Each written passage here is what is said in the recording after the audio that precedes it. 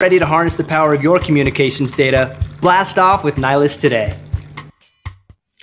Hello and welcome to another episode of Coding with Nylas, the live stream where we talk about programming, APIs, and more. My name is Black, Senior Developer Advocate. And my name is Ram, Developer Advocate at Nylas. How are you today, Ram? I am doing good. I know it's midweek. I just feel like I'm in too many directions at once. Yeah. How about yourself? Yeah, right. Yeah, we're having pretty busy days at Nylas. So you're going to see soon enough. We're working pretty hard. So there's a lot of things coming on. Yeah, totally. And that reminds me that we have a hackathon going on. So just go to nylas.devpost.com, sign up, create your free Nylas account. You're going to have up to 10 connected accounts. And remember that you need to use Nylas, like email, calendar, contacts, whatever you want, with an AI tool. We have prizes, of course. And the deadline, we still have some time, but the deadline is October 2nd at 6 p.m. EDT. So just remember to go there. So what we have for today is interesting because you see I did a series of 3 episodes covering how to create an interface to send an email. So I use Nice GUI, I use Reflex, which is previously what's called Pinecone, and Solara. So I thought that was it. But then I realized that there's one more, which is called PyWebIO. That in the beginning, I thought it was more kind of like Streamlit, in the sense that it only allowed you to create dashboards. So actually, when you look on the web, it's like there's an example that you fill something like a form and it just returns some text from the form. So I didn't see any sort of interaction or anything, even though I went to the website to browse the documentation. But then I read an article on Medium and they were actually saying like, yeah, I can actually press a button and then you can do some actions. So I was like, okay, let's try to explore PyWebIO one more time. And hence I was able to do the same thing. So the 3 series had become a 4 series. So on the blog post, you're going to see the 4 of them, which is going to be pretty nice. So before we jump in, please like and subscribe. Subscribe to the channel. Click on the little bell. Like our videos.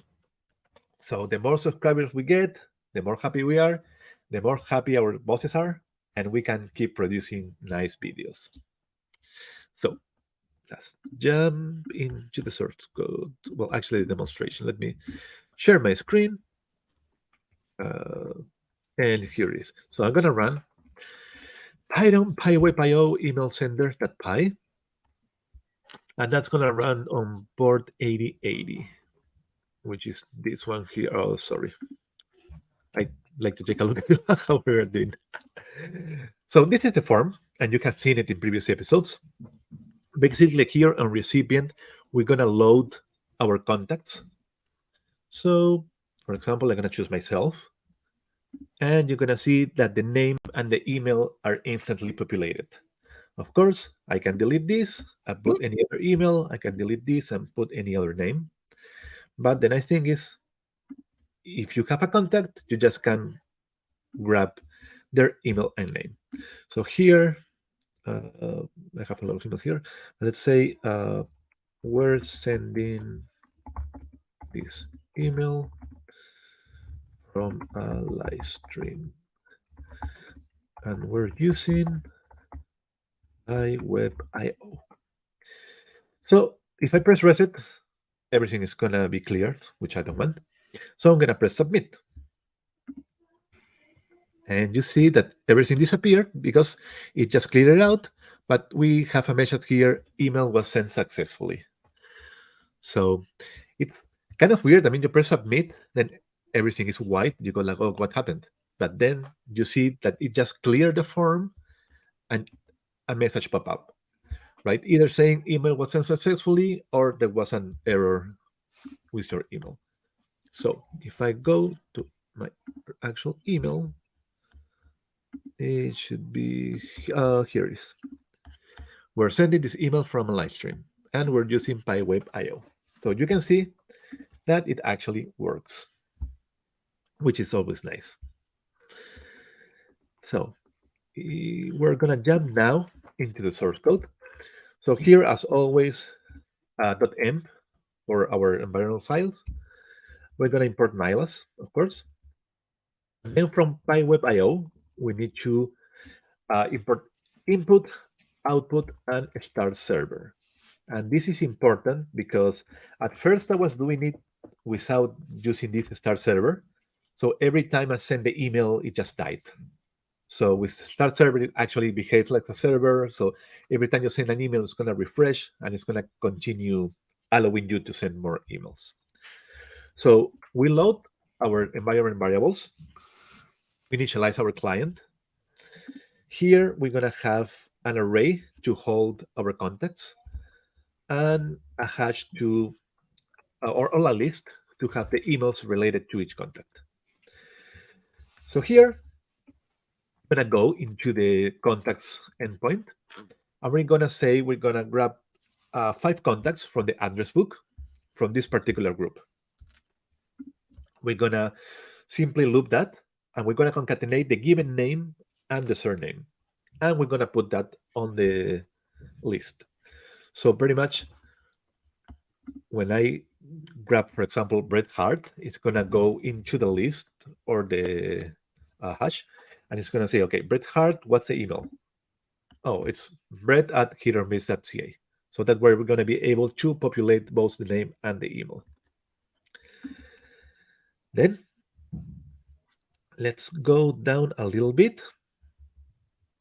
So here, we're going to say what's true because we want the application to be running constantly.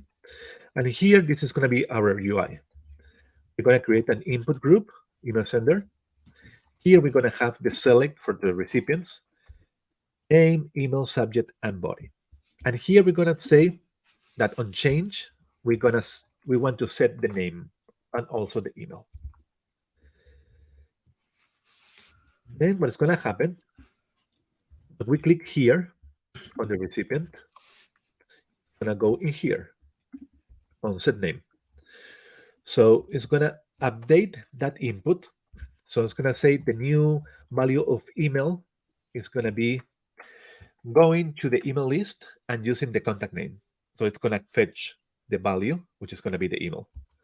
And here on the name is going to put the name of the contact. Then when we press the submit button, what is going to happen is we're going to create a draft. We're going to populate the subject, the body, the email. We're going to specify who are we sending the email to, here with name and email. And then we're going to send it. If everything is fine, we're going to produce a toast, which is the notification saying the email was sent successfully. Otherwise, it's going to say an error occurred, and it's going to point at the error.